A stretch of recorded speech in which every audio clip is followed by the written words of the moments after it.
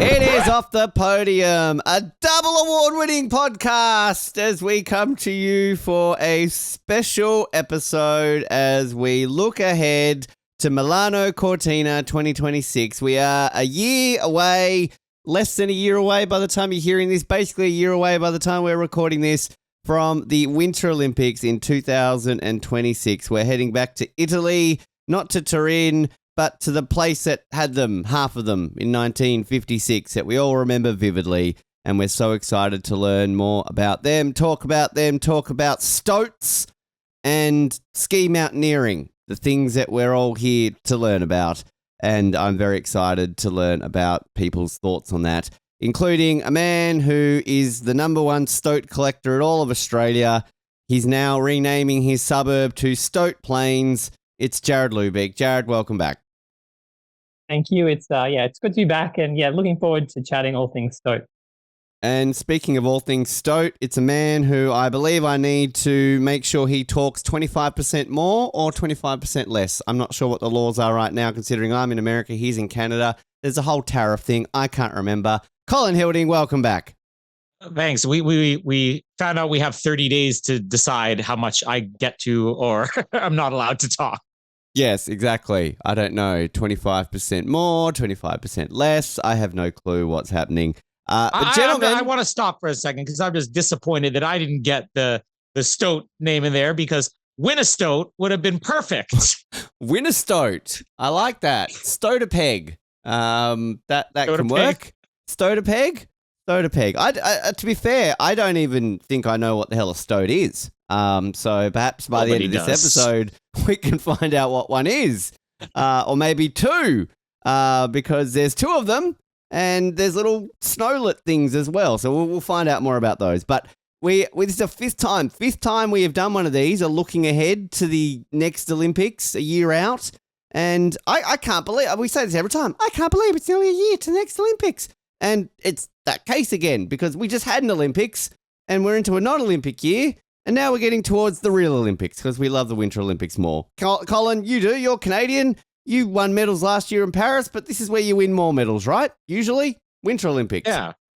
And it's funny. I think that everybody is on our timeline as well because it's like not a lot of talk about Milan for months and months and months. And then over the last week, suddenly everything I'm seeing is about maybe it's just the algorithm working, knowing this episode is coming out. But, Elon's listening. This seems to be the week where it's like, let's update you on how all the World Cups are going because now it's relevant. So it's timely that we're putting out this episode. But you're obviously excited because, I mean, we've all got that soft spot. I feel whenever we kind of alternate between the summer and winters, that I feel we all personally just like the winters more. I'm maybe speaking for Jared here. I don't know. I always forget what he says. But Colin, I mean, is it more exciting for you as a Canadian? You get more pumped for the winters? It's not even necessarily about the fact that Canada does well in it. I think it's just that it's different sports. It's sports that are a little bit more interesting to watch. I don't even necessarily want to say more entertaining. I think that a lot of the summer sports get so much TV coverage all the time. And really outside of hockey, I mean, well, curling here in Canada will get just as much TV coverage. I mean, for a lot of people, these are the sports that you don't normally get to see. And it's exciting and there's snow and there's ice and people look cold. So it makes them seem tougher. I mean, that's kind of the appeal of the Winter Olympics. And you got to change your windows every 20 years. You do. I hope Italy are listening to this episode. Have you changed your windows, Italy? It would have been 20 years since Turin, so I'm sure you've got to change your windows. Jared, all those venues they're reusing got new windows coming in. I know. That's why they're having to spend extra millions of dollars. It's changing all the windows. It's getting chilly in there. Jared, I was probably speaking for you. I apologize. I do that a lot. You're not on this show as much as Colin is. But the Winter Olympics, excited? You're pumped more so than a summer? I think so. I think, similar to what Colin said, it's the fact that we get to see all these sports that we aren't normally televised. I think from the Australian perspective, the fact that we don't win as many medals makes every medal a whole lot more exciting. The fact that we could go in and, potentially not medal at all. And then when you win something, it's just like the best moment ever. I think that all adds up to the Winter Olympics just being slightly more exciting than the Summer Olympics. I think for us too, because we obviously started during Rio, and then our first ever looking ahead episode was Pyeongchang. It was the birth of Boorang and Soorang. I think that was the birth of our mascot love and everything along those lines. So I feel we're also always a little bit more tied to them in a way, because we sort of had that birth where we really were there for that journey up into those games in 2018, where it was just like, Rio, you're starting. Here's Giselle. Get into it. Whereas this is like, building up to it. So maybe that's where also it's a bit more personally connected there. But this is an interesting Olympics on many levels, because this is technically the first time that an Olympics have been co-hosted by two cities. Because if you look at a map, and I've done it a lot, because if I'm planning on going next year, you've got to look at a map to realize that if you buy tickets in one place, they're not next to another place. Is that Milan and Cortina d'Ampezzo are not near each other. This is kind of like if Winnipeg co-hosted the Olympics with Montreal. Like there's a bit of a gap. Or for Australia, it's like Sydney, have it with Adelaide. There's a good co-hosting of an Olympics. I'd be down for that. So this is a unique games, essentially, in which they're spreading out a lot of these events. Pretty much the Northern Italy Olympics. So while we're going to have the French Alps Olympics in 2030, which I hope they come up with a better name for it than the French Alps, this is essentially the Northern Italian Olympics. Jared, have you been to Italy in your European travels before? I have not, no. Good. 3 gentlemen here who've never been to Italy. So this is obviously... Colin, have you eaten Italian before? I've eaten Italian. I've watched all 3 Godfather movies enough times that I think I get the gist of it. Great. Jared, do you enjoy playing Mario? Yes, yep. Excellent. And obviously Yannick Sinner, number 1 tennis player in the world. So there's the connection. Yep. I've got a Ferrari tattoo. So that's good. Little Italy's not far from me here in Manhattan. So there's all that. Hello to all our Italian listeners. But yes, spread out across a variety of venues and areas. So we've got a bunch of clusters. I like how they're calling them clusters. That's that type of chocolate, right? The chocolate clusters. It's really gets you hungry here. I don't know where I'm going with food references here all of a sudden now too. It's Italy. It's all about the food, right? But I mean, what thoughts on having an Olympics spread out so much like this? I'll start with you, Jared. I mean, it's the way of the future. We're seeing this a lot more now with Olympics. Obviously, the way cities are chosen, it's a lot more about pre-existing venues, and particularly there's a challenge now with the Winter Olympics, global warming. We're looking at potentially less and less available cities in the future that are going to be able to host the Winter Olympics, and even talks of maybe having a permanent venue for the Winter Olympics. So is this a case of we just got to accept what we get, or do we not like the fact that we're essentially utilizing an entire top half of a country that maybe makes it a little less fan-friendly for people who want to go to a Winter Olympics? No, I think this is a great compromise. Close enough, same country. So that's what I'm here for. None of this surfing in Tahiti business. True. I think, this is the way of the future. I'm here for it. I feel like you can have a consistent theme. It's not like the opening ceremony is trying to incorporate 2 different countries. So I think it works well. It's not like certain soccer-based events, which certain upcoming World Cups, one's in 3 countries, and then if we go to 2030, they're in 87 countries, aren't they, basically? Because, we're celebrating a century. You just want to make sure that Saudi Arabia gets the 2034 World Cup. We know how it works, FIFA. Colin, thoughts on spreading out this across multiple venues, cities, and regions of a country? I mean, as a viewer who's going to be watching this at home, it's not going to bother me so much. I think that it actually makes it more interesting because you get to see different types of venues. You'll get to see different crowds. I mean, I'm sure there's going to be a lot of people who are shuttling back and forth. The thing that I find most interesting is that we are going to be getting opening and closing ceremonies in different cities. But one of those is in the middle of the 2 host cities, which is kind of unusual, which makes me wonder why they don't just say this is Italy. Why do they have to say it's Milan Cortina? Because we got other cities involved as well, including the closing ceremonies at the halfway point. So it's unique. It's just I think that this is something that's probably going to help going forward for a lot of other host cities. If there is something nearby where you could do a dual bid or something like that, that's not even necessarily the reason that this started, but as there have been more and more problems, coming up with good host cities. Having shared responsibilities and shared venues and everything, I think is something this could help. And it's going to be almost a competition thing now, especially for the crowds. Like, which crowd is going to be bigger, Milan or Cortina? You're right. And I think, it is something that is just unavoidable. And it's not like this is a brand new thing that different cities host different events during an Olympics. Famously, Melbourne obviously had the equestrian in Stockholm. During the Sydney Olympics, we had many soccer venues, spread across the country. We're about to see it in LA. Is it Nashville or whatever it is having the whitewater rafting, or whatever part of the country they're having that with the softball and everything. So spread out. Paris, as Jared just mentioned, we had surfing in freaking Tahiti. So it's kind of there. This is more that they're adopting that name and sort of really spreading it out. But Winter Olympics too, it's a common theme. We saw it in Beijing that the snow events were a long way away from where the ice events were. Sochi had a similar thing too. Like, many of these venues are often spread out. It's just, I feel this is mainly the first games that they're really buying into that. They're really, they're using that in their branding, that this isn't Milan 2026, it's Milano Cortina. And that they're really kind of embracing that separate side of things. I like that sort of dimension, though, of the separate venues for opening and closing ceremonies. This is very, very unique. Paris obviously technically had different venues for the opening and the closing ceremonies, but that was done in a very different manner. Winter Olympics are always a unique aspect with opening and closing ceremonies because they 99.9% of the time, let's say 100% of the time, don't use the opening or closing ceremony venue for any sport, because there's not really a sport that you can use it in.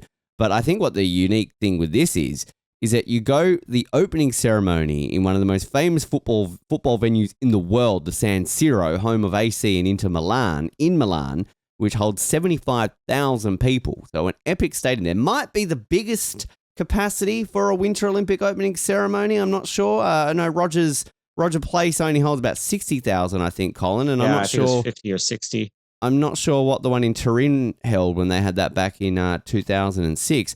And then you flip that over to the closing ceremony, which is at the Verona Arena, which is essentially a venue used for classic opera, a Roman amphitheater in Verona, Italy, built in 30 AD. That's older than you, Colin. I kind of like this. Like, it's sort of very intimate. Like, you're going from this, using Paris as an example, 500,000 people on the banks of the River Seine, to a 75,000 football seat stadium, to now just like 20,000 people. Here you go. What's your thoughts on a little venue like that, Colin, for a very intimate closing ceremony?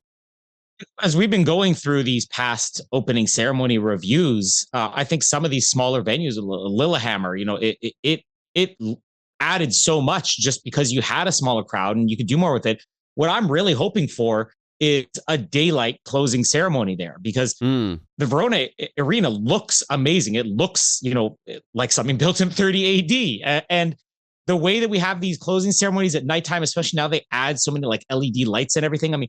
We've been complaining for several Olympics now, like it's robbing you of that crowd atmosphere because it's just too dark and then too busy at the same time. So to do this during daylight would just look incredible.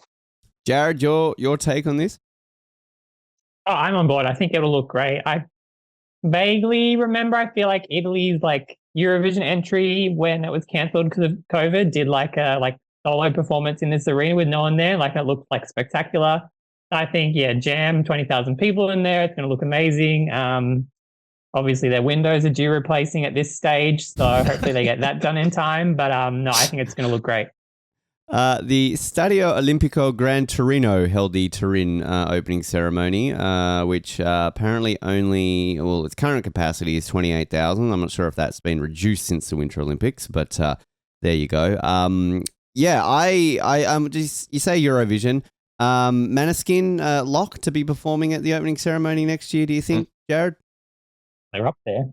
Yeah, think it's famous. Pavarotti's dead now, so I'm not sure if... I'm just thinking back to Turin, essentially. I should mention this is the fourth time that Italy have hosted the Olympics overall, including Summer Olympics and two previous Winter Olympics. I'll come back to maybe some thoughts on Turin because we've experienced an Italian Olympics in our lifetime, and we'll talk maybe a little bit about memories of the 1956 Winter Olympics and the 1960 Rome Olympics. But the other clusters that essentially we have across for the venue. So you got the Milan cluster, which essentially is going to be hosting not only the opening ceremony but all the ice sports, with the exception of curling. So if you're going to Milan, you go for fashion. And you're going to go for ice hockey, speed skating, figure skating, and short track speed skating. They're building a brand new ice hockey venue, 16,000 seat venue there in Milan for that. Then you've got the Cortina d'Ampezzo cluster, which essentially is a bit of a mix. You've got some alpine skiing there, biathlon, curling will be there.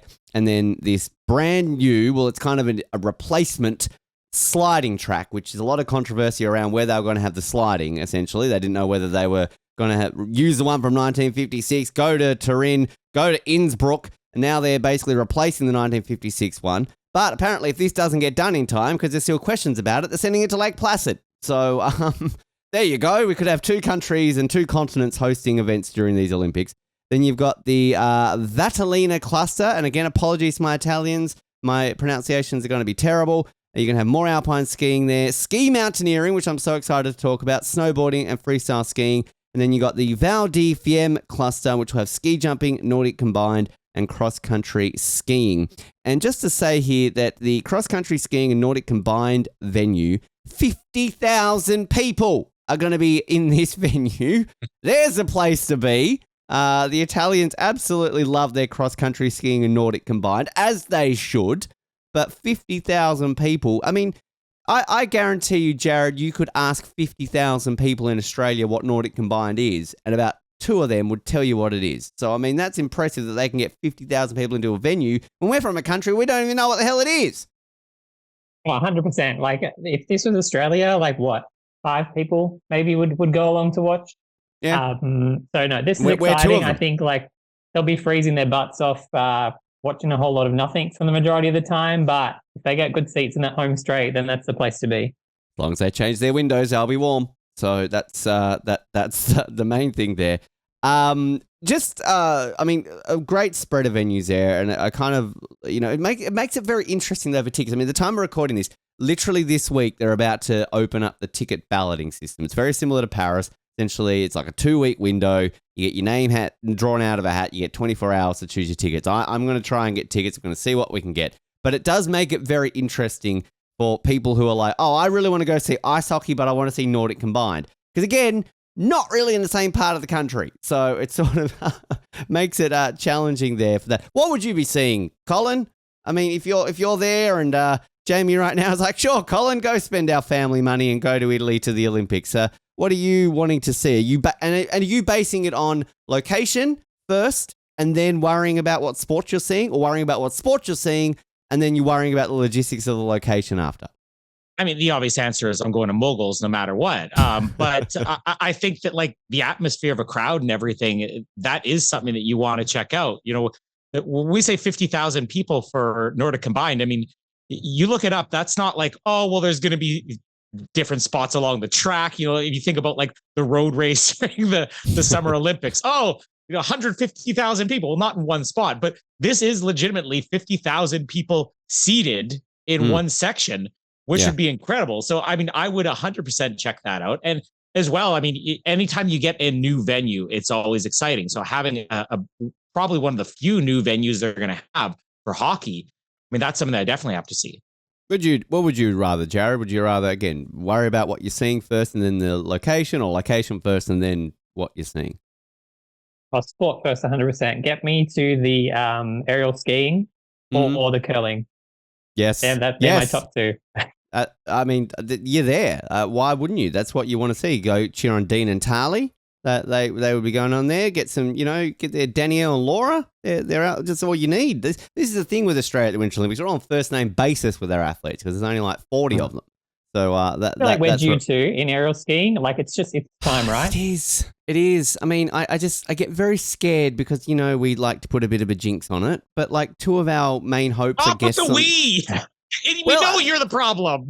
But I used to be the problem. We won a lot in Paris. So, I'm kind of thinking we're good now. And Daniel and Laura both been on this show. Didn't do all right in Beijing, but they've been doing all right recently in the World Cup again.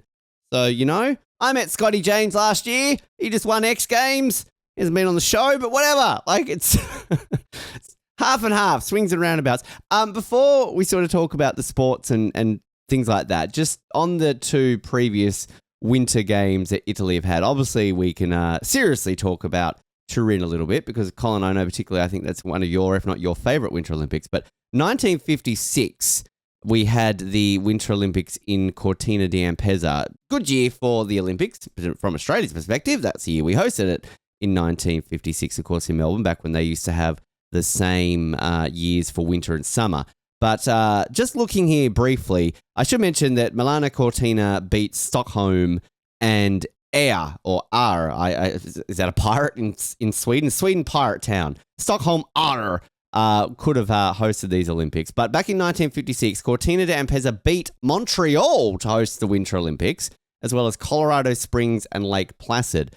But just to compare how the athletes and what the Winter Olympics used to be in 1956, Canada, you sent 37 athletes to those Winter Games back in 1956, and you came home with a silver and 2 bronze medals. Now, Colin, can you tell me what sports that Canada won their 3 medals in the 1956 Olympics? And I guarantee you'll get one of them correct if you just put it out there into the world. You're skating one of them? Well, that's not the one I thought you'd go with first, but you are correct. You did get a medal in figure skating. I generally thought the Canadian national sport would have been the first guess, but sure, go figure skating. Yeah, because you said 37, but I was thinking, men's and women's combined is over 37, but of course we probably wouldn't have a women's team back then. So hockey. Well, considering hockey, I don't think women were allowed until 1998. Yeah, you probably wouldn't have. You could have just been like, hey, here's our women's team. And the Italians are like, no, there's no, oh, shit. That's I was legitimately thinking, I'm like, man, like you combine men's and women's hockey and already that's well past 37. I'm joking here. Everybody just join along. So it seems like we planned this. Excuse me. I'm so funny. Keep guessing. I'm totally choking here. He's slowly turning into a Muppet with his voice. Oh, okay. Right, is this the sound effect that's been promised? Or this is why we win 2 awards. 45-minute wait to start this recording. So Ben can get his sound right. Only come out sounding like Kermit the Frog. My vocal cord just slowly start choking up. Congratulations, by the way, to all our fellow nominees. This is the show that beat you to an award.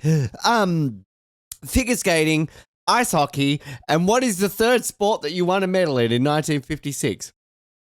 I'm gonna go country. You can say that one more time. I'm gonna go cross country. Cross country. It cut out before you were like. No, it was not cross country. Your great female women's downhill skier, as opposed to your male women's downhill skier, Lucille Wheeler, bronze in the women's downhill, the female women's downhill. Oh, of course. Skier. You love Lucille Wheeler. So that is not a bad turnaround to have only 35 competitors. What did I say? 35, 37. 37. You got different numbers on 2 different screens here that I'm looking at, and you get a grand total of 3 medals. So that's pretty good. For comparison, there were only 821 athletes in general at these entire Olympics. Australia, we sent 8 athletes. Now, Jared, how many medals did we win in 1956? Apparently, I disconnected. We noticed. Try that again. Jared, how many? Wasn't sure if it was a throat or... I'm just apparently this is just going very well for us here on a Tuesday morning recording this. Let's try that again. Jared, how many medals did Australia win at the 1956 Winter Olympics?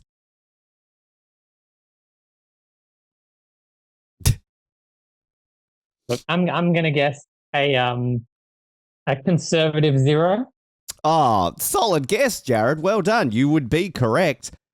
We unfortunately didn't win any medals in 1956 at the Winter Olympics, but our 8 athletes, so we sent a grand total of 8 athletes, which included 3 different sports that we competed in: alpine skiing, figure skating, and speed skating. This is when Australia used to send a lot of speed skaters. And when I say a lot of speed skaters, 1 speed skater, Colin Hickey. He competed in 4 different events and finished 7th in the 500 meters and 7th in the 1500 meters. 7th in speed skating. We'd kill for that today if we could ever finish that high in speed skating. Figure skating, we had 2 men compete in figure skating. We had Alan Ganter and Charles Keeble, where they finished 13th and 16th in the men's. Good for them.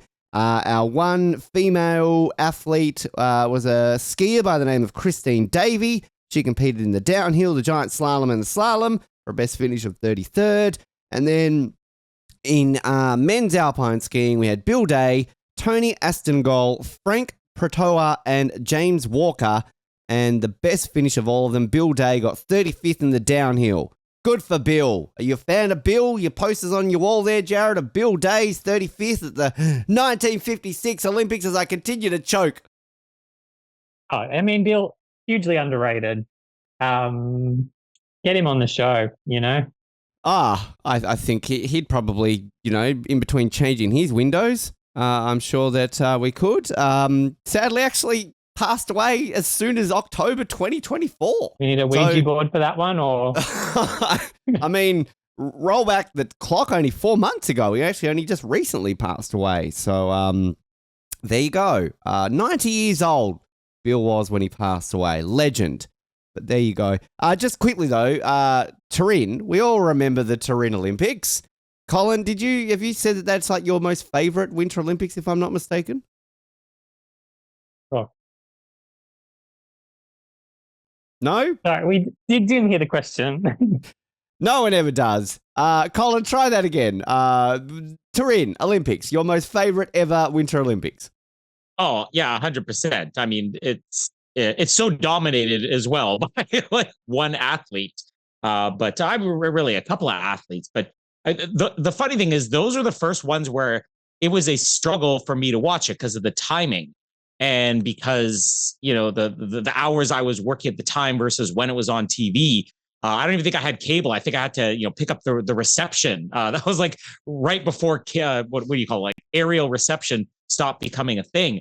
But it was like whatever hour I could watch that, I was watching it. And I've always said the crowd there made such a difference. Like the Italy crowd, the Turin crowd was such a huge factor in what made those Olympics entertaining. But I mean, to this day, I've got places around Winnipeg here because I mean, 2 of Winnipeg's most famous athletes of all time were like the 2 most dominant athletes to ever come out of those games. But my number 1 though, still Jennifer Heil winning in moguls. Well, our number 1 is still Dale Beck-Smith winning in moguls, of course, at Turin. Jared, if I'm not mistaken, I think your first memories of a Winter Olympics or really focusing was Vancouver, if I'm trying to piece that together. So do you have many memories of Turin? Was it one that you did watch or sort of remember being on at all? Zero recollection. Didn't watch. Obviously, have gone back and watched highlights of the great Dale, but no memories. So Wow. First Winter Olympics for me in Italy. So they've got the bar is that nowhere. No bar. What was like your first Summer Olympics, Jared? Atlanta, 96. Okay, so it was just the thing that Winter Olympics weren't as much either of much interest to you or much interest to the broadcasters. Yeah, 100%. I think Jared just didn't give a shit. He was just like, nah. No snow, no go. Or snow go, no go, snow go. I don't know where I'm going with that. The point is, Jared less didn't give than a shit. 20 medals, no way. Exactly. I remember.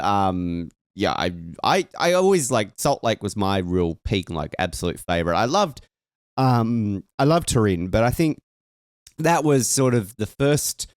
It was an interesting time for us. I'm really having a struggle here today. Just Colin, tell a story for a moment. Oh, okay. Well, so Ben preferred Salt Lake City, and Sharon was a bit of a struggle. Wow. And I buy you enough time. It bought me enough time to just have a bit of a breath there. Thank you so much. Yes, it was a bit of a struggle with the timing of it.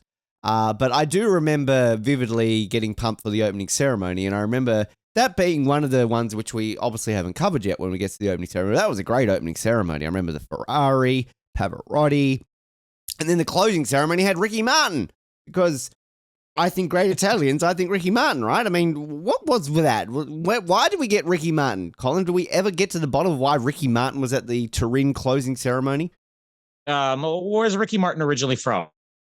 Isn't he Puerto Rican? How far is that from Turin? A fair distance, yes. I don't know if that is a comparable country. I guess it's because it was quicker for Ricky Martin to travel than it was Guy Sebastian. I don't know. Was Guy Sebastian a thing in 2006? What year was Australian Idol? Like 2004, I think. Sure. Yep. Yes. We're all into the history. Coming soon, Australian Idol off the podium. Because we all care about that. Sports-wise, in terms of events, medals, everything. This, of course, for the 2026 Olympics. We're not talking about Turin anymore. The big one, ski mountaineering. Can we just talk about that first of all? Because it's a rare thing generally to get a new sport in Olympics, particularly the Winter Olympics. I think we've got to go back to 2002, don't we? When skeleton got reintroduced, that we had a new sport, or then 1998 with snowboarding and curling, basically. But Colin, ski mountaineering, I'm pumped. I love the idea of a brand new sport, and at the Winter Olympics as well, because this is rare. Yeah, I mean, and I've been trying to do as much research on this as possible, watching little YouTube videos, reading up on it. And, I think I've wrapped my head around it. It's uphill, it's downhill. It's uphill, it's downhill. It sounds interesting. I think that when you get a new sport like this, what's the one that we're going to have in LA? The paddling one on the beach? No, the beach one. One where they have to paddle out. Paddle boat? What? We're having paddle out on the beach? What? There's one where they're going to start on the beach and they go out and then into the water. I can't remember what it is, but I'm not making it up. I think you're making that up. I don't think that. Are you sure you're not watching Baywatch? Colin's been, yeah. Paddle cricket? I'll find it. I'll find it at some point. But when there's not that much information you could find, it's tough. I mean, I did find for ski mountaineering, not being able to watch full competitions, but that this is a sport that is close to being completely dominated by Italians. It's really Italian and French, split 50-50 here. So I'm sure that this is something that's going to draw good crowds there. I'm sure it's something that we'll get to see a lot of these home athletes do well at. I'm really struggling to find what Canada's chances of qualifying ski mountaineering is. But it seems like an interesting sport. The length of it, I really want to see a full competition. So if somebody can find one and send it to me, I'm hoping this isn't going to be like, it's 4 hours of them going up and downhill. It's actually pretty new as well. I mean, in terms of the way it's been like a competition. I think like 2006 or 7. Like it's less than 20 years.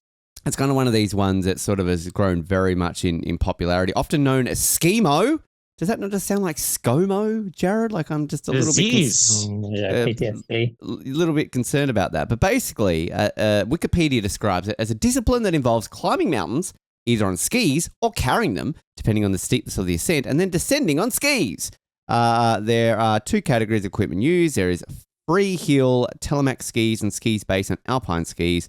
And it is a timed event that follows an established trail through challenging winter alpine terrain while passing through a series of checkpoints. Racers climb and descend under their own power using backcountry skiing equipment and techniques.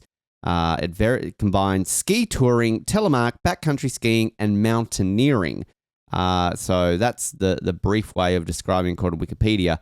And according to the Milano Cortina website, you've got a sprint race and a mixed relay. Sprint race consists of an ascent and a descent. There are 3 stages in the ascent. The athlete makes the first on foot up steps with the skis attached to the backpack.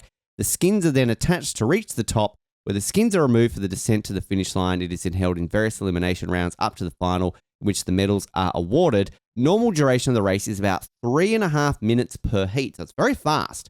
And then the mixed relay consists of 2 ascents plus a section on foot with skis attached to the backpack for each. It just sounds epic. This just sounds like so much fun. Jared, you and I are an Australian. We barely know what skiing is. We don't know what mountaineering is. Combine the two, we still don't know what they are. Your thoughts on this sport? I think there's potential. I'm curious to see how it will come across on TV, but I'm here for a stair run. Yep, big stair runs. Who doesn't like a good stair run, right? This is what we want. Yeah. Upsetting it's not a toboggan down instead of skiing, but can't get everything you want. Yeah, that's for 2030, right? The French Alps. You're talking about the dominant countries in this, Colin. If I'm looking here at the ski mountaineering, the ISMF Ski Mountaineering World Cup, which, as you said, Colin, 2006 it has been held since. In the men's side of things, Italy have won 13 gold, 9 silver, 8 bronze for a total of 30. Next best nation, France, 3 gold, 6 silver, 3 bronze, 12 in total. Then you got to go to Spain. I think of great skiing nations. I think of Spain, Switzerland, Belgium, and Germany are the top 6. And on the women's side of things, you've got France, the dominant in the women's, Italy, Switzerland, Spain, Sweden, and Andorra. Get up there for Andorra, I say. The great Sophie Dustatur-Bertrand won a bronze in 2014. Is she still going? I hope so, because I don't know how many medals Andorra have won at the Winter Olympics. I don't think they've probably won any. So I'm all for Team Andorra doing well in that one. I couldn't tell you if Australia's ever had a ski mountaineer. We might find out between now and next year.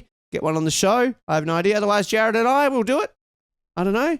I can walk up some steps. Yeah, I can fall down some, so we can be in the mixed relay. Simple. That works. Maybe with the mixed part of things there, but I have no clue what's going on there. Outside of ski mountaineering, though, we have an increase of 7 events from Beijing. So a total of 116 medal events in 16 disciplines. So new medal events will be men's and women's dual moguls. Let's stop there for a second, because Colin Hilding, does this just mean Macau will win more gold medals? Oh, of course he's going to win more. Well, or if it follows the last Olympics, he will win a gold medal. I think that's the whole reason for this is in case we have some type of fluke like last time where he didn't win the gold, he's got another chance at a gold. Which, tell us about the dual moguls, though, because you are Mr. Moguls. Can you briefly describe what dual moguls is for us dummies who don't follow the Moguls World Tour? It's basically the same thing, except you have 2 people going down at the same time. So the scoring doesn't change in any way. It's just you have the extra pressure of you got somebody next to you. So it gets a little bit more chaotic because instead of just focusing on your routine, you see somebody else who's, they're ahead of me, they're making faster time, and then you start switching things up. Meanwhile, you're not even realizing it's like, they're making faster time, but they're missing every single mogul. So it's I think faster only in that you have that direct competition. And you can have one person wipe out and the other one doesn't, but the scoring will stay the same one way or the other. So for I guess the athletes, it's more just a little bit of added pressure. Do you see athletes who are better dual mogulers than solo mogulers, or is it just a case of they can be good at both? No, you can, because I think the interesting with Jakara Anthony is that she focused so heavily for a couple of years there on just the regular moguls, but she was never anywhere to be seen on dual moguls. Whereas you'll get somebody like Mikhail Kingsbury who will be dominant on both. You also get, I guess, almost like a tournament bracket as well. So you're going against a person to advance. It doesn't matter. You may come in second in your competition. You have Kingsbury and Matt Graham against each other. Matt Graham may have scored better than everybody else who won on their sides, but he's not going to advance because maybe he's against Kingsbury. Well, I say it's the other way around. I think Kingsbury's not going to make it through because that's what happened last time. I'm not going to say not that good because he's the GOAT, but whatever, you know what I mean. Jared, thoughts on dual moguls? I'm not convinced. Same thing, someone next to you. I don't know. I think they could have made it a bit more interesting somehow, but curious to see it. I will say, before this was introduced, that was one of the things that I'd always ask the athletes when we would have the moguls. I'm like, would you rather have dual moguls in there? Or the thing that I really want is I want that mixed event. I want a team of a man and a woman, and then you're combining those scores. And I think both, I have no problem with them having dual moguls, but yeah, that's another fun thing that you could do maybe, a decade down the road. What about dual aerial skiing, dual ski jumping? I mean, you could have like two going off at once. Like where's the line drawn in dual mogul mountaineering? Dual bobsleigh? You could have, I mean, if you can afford one track, why not build another? It's not like the Italians have had trouble building one track, just make it interesting. Dual ice hockey? Like, just have 4 teams on the ice instead of 2. That just makes it crazy. Dual figure skate. Have, like, 2 people out in the ice trying to, skate around each other and try and do the routines. So, that would really get exciting, figure skating. Have, figure skating Royal Rumble. Just every single figure skater out on the ice all at once, and you got to try and judge them all. You go, you try and bribe the Russian and the French judges. Then that good luck there. While they're trying so hard to make breaking a thing, why didn't you just incorporate the rules of breaking into figure skating? Have 2 skaters out there. You have to do one trick, and the other person's like, all right, I got that. That's what we needed. We didn't need breaking. We needed breaking skating. I want to see Reagan on skates, and I want to see her do the kangaroo. I want to doing the thing on her back, flipping close into it. Try canceling a musical then, Rachel. You're not going to do it then, are you? No, not going to happen. On skates, nothing is taboo. That's how. Who will be the figure skating equivalent of Reagan next year? Do you think there will be someone? Camilla. Wow. Too soon. What else have we got going on next year? Men's and women's doubles in luge. We got women's doubles in luge. Finally, after all these disgusting jokes about men laying on top of men that anybody makes, now we can do it about women because we've finally got doubles in luge for women. It's about time. That was on your birthday list the last couple of years, wasn't it, Ben? I think it was. Suddenly, I really want to get tickets to the luge next year. Still no double skeleton though. But good news in skeleton though, we have the mixed relay in skeleton, which is exciting. We'll have the men's and women's team alpine combined, and as we talked to Ali a few weeks back, we've got the women's large hill, which is obviously very exciting for her in ski jumping because she's the world champion in that one. These games will have the highest percentage of women's participation. We're at 47%. And events that have been dropped. So we've got the Alpine mixed team parallel event has been dropped, while the Alpine combined will now be contested by teams of 2, as the individual Alpine combined was dropped by the FIS Alpine Ski World Cup.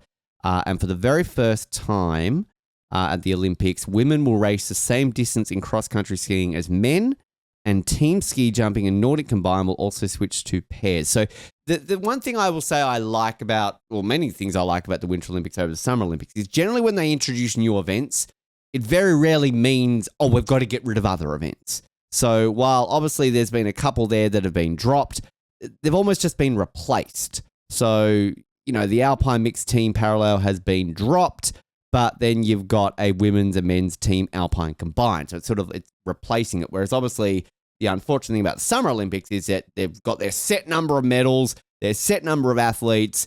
Oh, hey, we're introducing the whatever the hell Colin's talking about, the run into the water and I'm still trying to figure it must have been Commonwealth or Pan Am, but one of them had a new event coming up. Anyway, you introduce this new event, Collins, window changing, that all of a sudden we're dropping the dual 100 meters or something like that. That's basically how it works. Whereas the Winter Olympics, it's like, nah, we're going to introduce more sports because we've obviously got more to go with that one there. In terms of countries and quotas and qualifying, we're obviously a year out, but the good news is that Australia officially has 2 athletes, I think, going, because I think that just comes down to alpine skiing. All these quotas have basically met by alpine skiing. So we're definitely there, Jared. We're set to go. while Canada have 50, because I think that basically comes down to the fact that you're good at ice hockey and you're both guaranteed to be there. Just quickly on that, I should mention NHL players. Yeah. Now, we said this last time. It didn't happen, but a little disease thing was still going on there. But is this happening now, Colin? Can we? The NHL have said it a year ago that we're allowing them, but are we hopeful that this sticks this time? And for the first time since 2014, we might actually have NHL players at the Winter Olympics. Yeah, because I think last time it was less than 6 weeks out before the change was made. So you really never know. But I mean, there's this what do you call it? The 4-country thing that the NHL is putting on. 4 nations face off that's about to happen. Yeah. Yeah, and a lot of people are looking at that as like, oh, this is kind of going to be one of the setups or trials for the Olympics, which I think that's going to be fun. I think that they probably wouldn't have announced it this early if it wasn't going to be a sure thing. And I know I had said even back during Pyeongchang that there's something that's appealing about having only amateur athletes, as opposed to all the professional athletes. But at the same time, because these are athletes you follow, it is very exciting to have something like the Olympics. I just think because it's been so long, it's had a nice layoff. I'm glad to have NHL players back. And there's a lot of guys who are basically pros, almost veterans now, who have never had the chance to go to an Olympics. And I think that's the craziest thing about it is that this isn't, we had one Olympics off. So most people are like, it's okay, one Olympics off. Players who have been around for a decade have never had the chance to play the Olympics. Connor McDavid might actually win something. So that'd be nice. But I mean, in all seriousness, Canada haven't won a gold medal in men's ice hockey since NHL players were last allowed to play back in 2014. So, that's pretty exciting. Jared, I know you're not a massive ice hockey fan, but I mean, generally your thoughts on seeing the professionals being allowed to play at the Olympics? I'm all for it. I feel like the Olympics should have the best athletes possible. So I think this is the right decision. If that is the one sport that should I get selected at any point during these ballots, that is the one that I'm trying to get. It's ice hockey. I want to see ice hockey at the Olympics. Oh, I thought you were saying compete. Oh yes, you're aiming high. Haven't I told you that I officially have since moving here? I actually just got signed up to the New York Rangers the other day. It's not that hard apparently. Based on how they're going, you just show up to Madison Square Garden with a pair of skates and you're on the ice. Sweet, fantastic. But no, I'm obviously very much looking forward as well to seeing how that will go out there. Just a couple of things before we get to what we're here really to talk about, the mascots.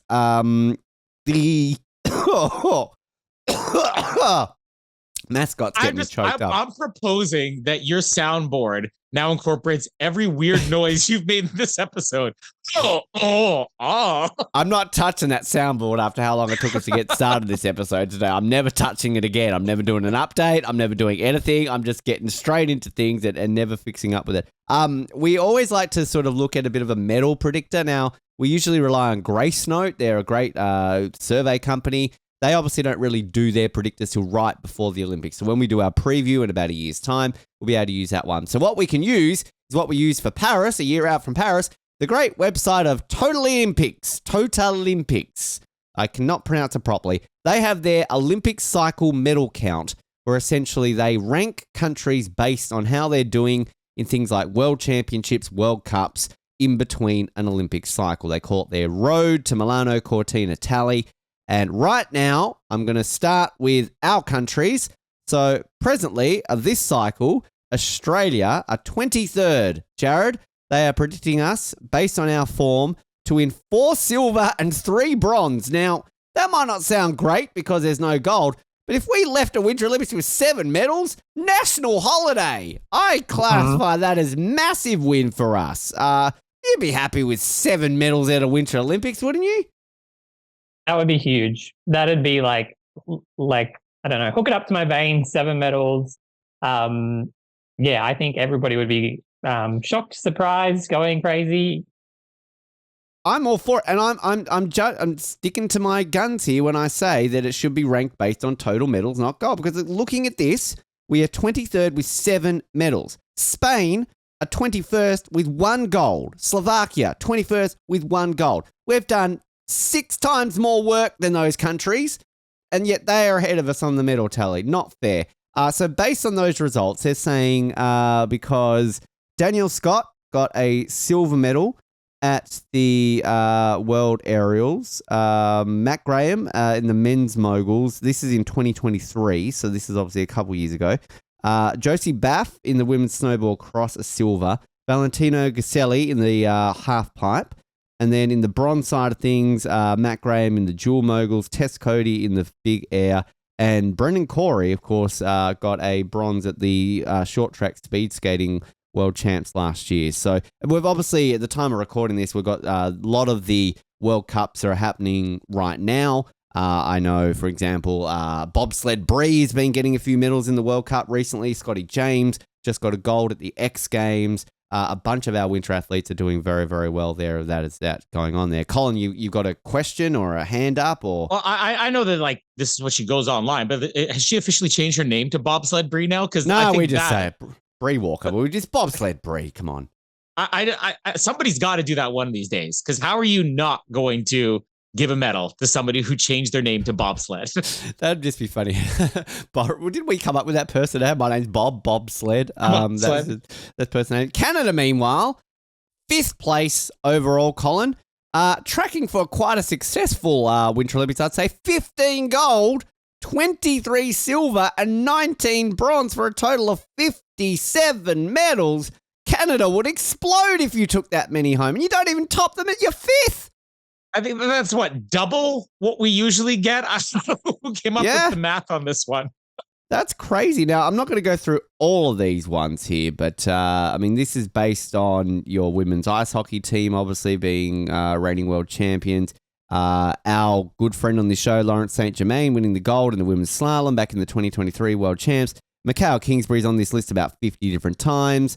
So there's that. I mean, lots to go here. Let's do this as a different way of looking at Colin, Mr. Canada. Where are the medals? Like, is it Mikhail Kingsbury? Is it if the NHL players are there, you're expected that the men's will get a gold? I mean, obviously your women's team will either be a gold or a silver medalist next year in the ice hockey. We know that for a fact. But I mean, who are the ones that we need to be looking out for Canada that are basically locks for medals?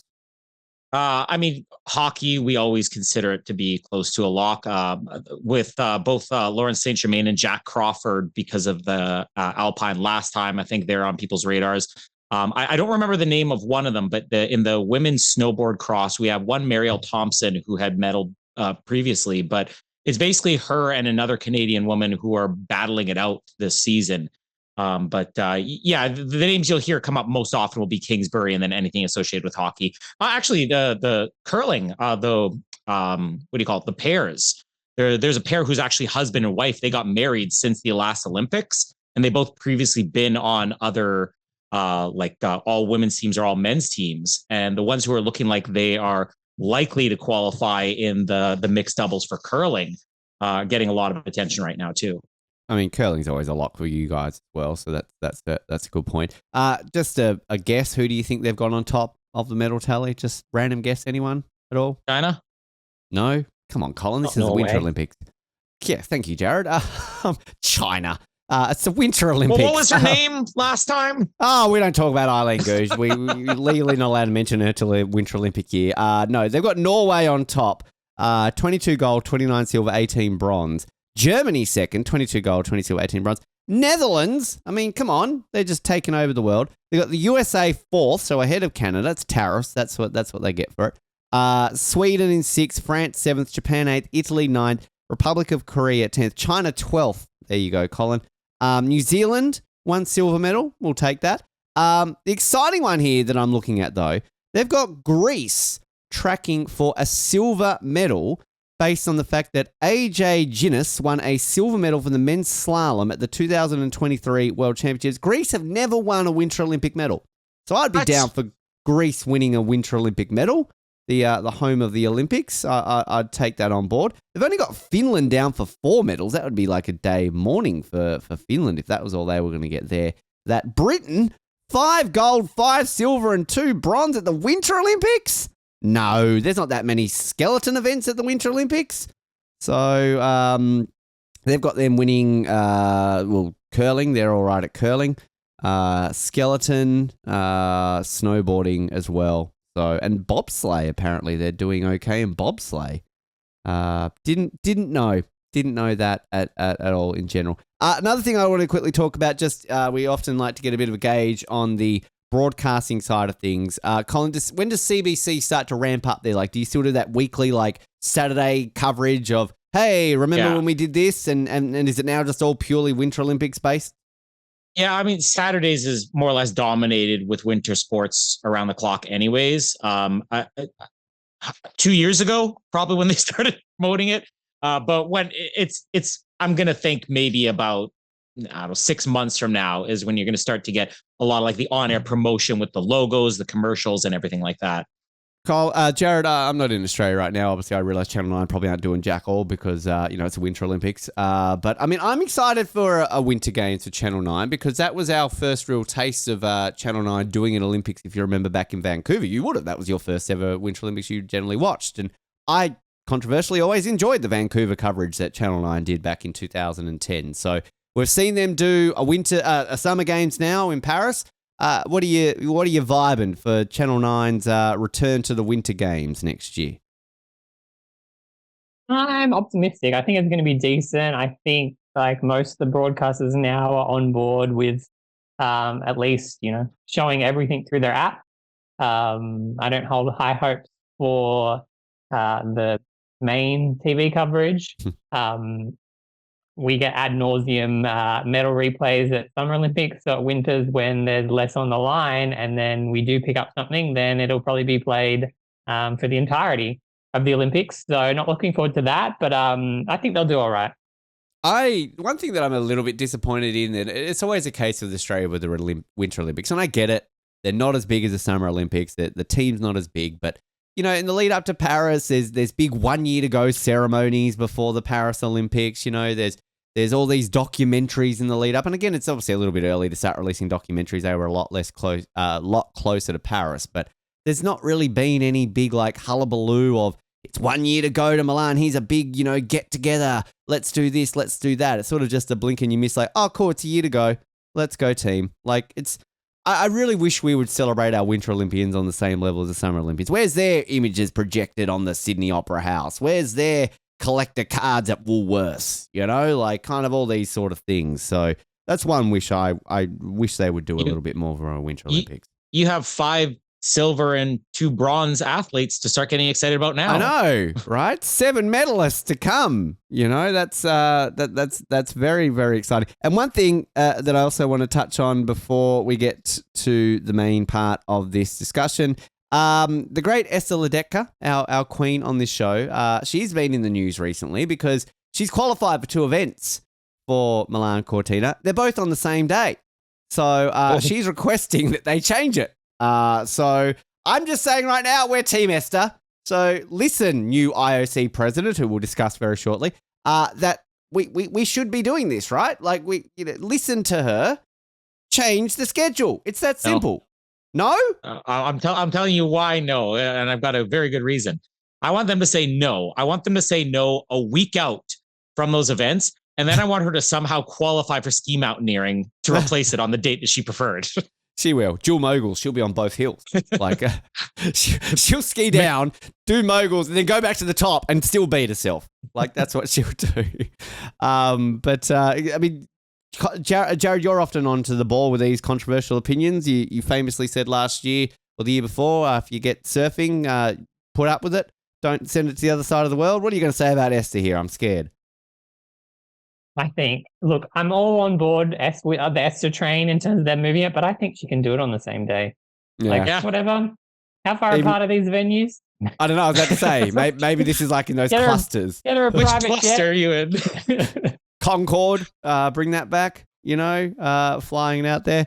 But no, good luck to Esther. We'll obviously be, that's an event I need to get tickets to, whatever 50 events she's in there. All right, mascot time.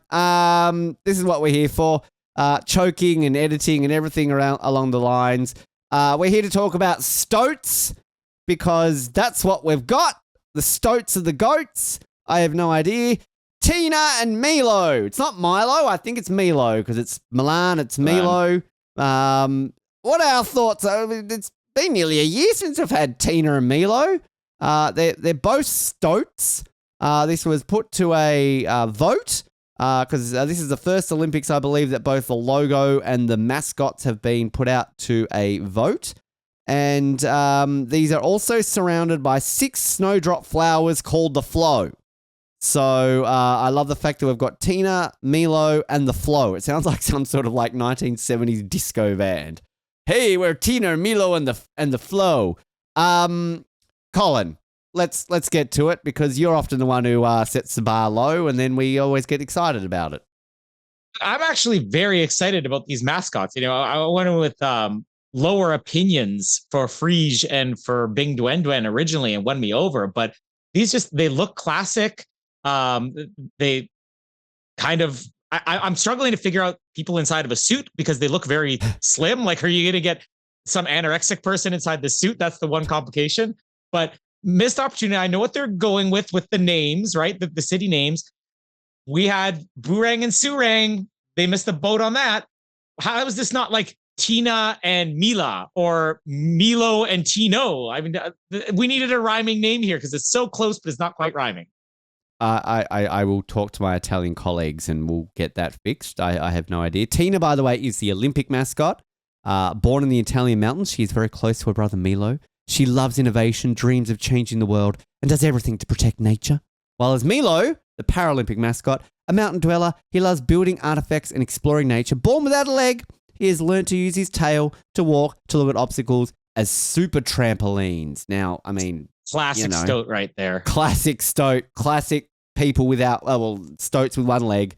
Just trampolines everywhere. All right, Jared, I'm scared with you because I re-listened to the Paris one and your Frige thoughts were quite bad, but all of our thoughts on Bing Duen Duen were bad a year out from Beijing, and look what happened. I'm on board. I scrap the Flow. First up. They need to go. They look like little penis heads in the snow on the website. The little doodle bugs sticking out of the snow. The Flow and the snow would look like dicks. But Tina and I'm calling it Milo. Yeah, Milo and Otis. So here for it, but I agree with Colin. I'm worried about the stuck indoor potential. I'm hoping the height and being tall, maybe they kind of get cut off entering the door rather than width stuff. But what I love about this is that the nationality of them. They are Italian. Yeah. Who would have guessed? Couldn't be innovative here and have a foreigner as your mascot. No. But even better than that is that they're the first openly Gen Z mascot. So we could have had closeted Gen Z mascots in the past, but these two are the first who are open about it. Hi, we're so openly lazy and want everything handed to us. Is that what they're trying to say? They're officially out as Gen Z. my two things with it. First of all, IOC and Milano Cortina website, hurry up and sell some damn plushies. I want one, and you can't buy one. I can get a T-shirt, sure. But maybe this is why Bing Duen Duen sold out, because you weren't selling them a year. I bought a Frige 18 months out from Paris. Can't even buy one of these. Also, I'm a little bit concerned that they're too happy.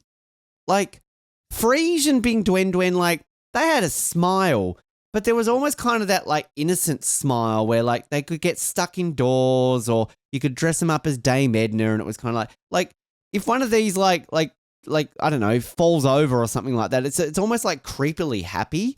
I don't know. There's something about it. Is that the way of a stoat? Is that the way of a classic stoat right there? Well, what is a stoat? Isn't that a type of beer? But I also like the fact they got little scarves on. And the fact that Milo's got one leg, but the way they've got the tail to make it look like a leg, yeah. I mean, I feel like they need to emphasize the fact that it, with at least Paralympic Frige, you could see the blade pretty obviously. Whereas this, I didn't even realize Milo had one leg until I read it. I'm looking at this picture and it just looks like it's got two legs and the tail's behind it. So, what are the Flow? Seriously. I'm I don't know what the fuck these things are. It looks like Italian Smurfs. They really do.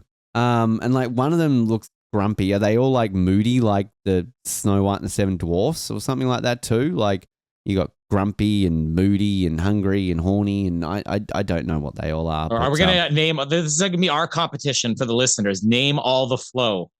Yeah, actually, here's a new question. Who would win in a fight, Cherry or Tina and Milo? Well, Like, it's who- double teaming. I think Cherry would kick their ass. I think Cherry's got 4 legs. They've only got 3 between them. So, I mean, there's an automatic win. And I mean, the Flow aren't doing anything. Like, they're like one of them's buried in the snow here with droplets coming out of it. One of them's like jumping up. One of them looks like it's doing a shit. The other one just doesn't know what the hell it's doing. But there's one that can fly. I don't know. That might be an advantage there. Cherry flew you through the little shit. So, like, I mean, you know, he's capable of But that flight. might be the disadvantage, is that I not thrown Cherry. Anyway, plenty more to love about the mascots. I was going to play the official theme of Milan, but Jared, Colin's got to go in a moment. Do you want me to play a snippet of it before we... Go for it. I was listening to it before we started too. All right, so there is... this isn't what we had during Paris, by the way, so don't get excited, but the official anthem, the official theme song of Milano Cortina is a song called Fino all'alba, otherwise known as Until the Dawn. It is composed by a youth music group called La Cittadina of the San Pietro Matre and performed by Arissa. So let's hear a snippet of this. This is the official theme of the Milano Cortina Winter Olympics.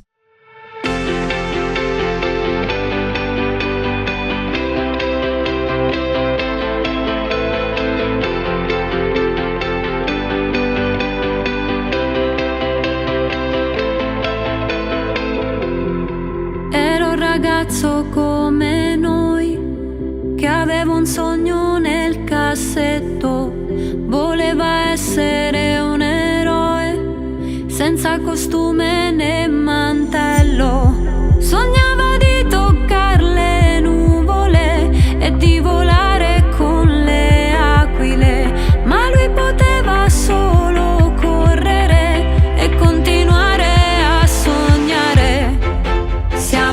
Siamo solo noi, non c'è bandiera che ci limiti, non ti voltare, non ti fermare, fino all'alba, velocità, e il vento che va, non ti voltare, non ti fermare, fino all'alba. Waited to drop a little bit there. Are we in Eurovision all of a sudden? Jared, this is their entry for Eurovision this year, isn't it, Italy? I feel like I was waiting for the beat to drop. Yeah, it's a song. Very Italian. Yeah. Colin, was that worth the wait? It hasn't won me over yet. I've listened to it a few times, but I wouldn't say I'm opposed to it. It definitely sounds like, you know, an Olympic type anthem, but not the catchiest tune yet. Although I will say that Australian one that you shared with us last year, I listened to that a couple of times. Oh, the Jessica Malboy one. Yeah, Higher or whatever. That song started to grow on me the more I listened to it. Only the opposite for me. Sorry, Jess. Great Eurovision competitor. It's no parade. You know, I don't think it's going to get the Paris vibes up there, sadly. But it's a song. I mean, look, I like it when the Olympics release an official anthem. So, you know, that's something different. A couple of things before we wrap up. Colin's got to go. We've got to go. We've run over time. We're doing the usual things here on this. We are getting closer to a new IOC president. These will be the first winter or summer Olympics with a new IOC president. Thomas Bach is on borrowed time. I believe it's happening in March. We've got a couple of months to go. All I know is that if Lord Sebastian Coe gets in and he makes winter sports take summer sports or whatever he's trying to do, I'm going to be very, very mad. We don't have time here to go over all the candidates or any thoughts. I'm not sure if any of you have any thoughts or have even looked it up. Jared, any thoughts, any hopes? Who you're rooting for? Don't care. Haven't read into it. I haven't looked at it too much. Isn't there a one Antonio relative? One Antonio's running? son. Yes. Well, yeah. I mean, obviously, His name is literally Juan Antonio Samaranch. So, I mean, His Excellency could be back again, right? So, I mean, when that's your track record, just submit that as your resume. They won't know any different. Exactly. Just submit the clip from Roy and HG. That's all you need to do. Colin, any thoughts, hopes that we've got here? Are you a Samaranch guy, a commentary guy, a co-guy? I mean, Sebco, I think, seems like potential to win, but I didn't even realize that thing about Juan Antonio Jr. So, yeah, that's what I'm bored with now.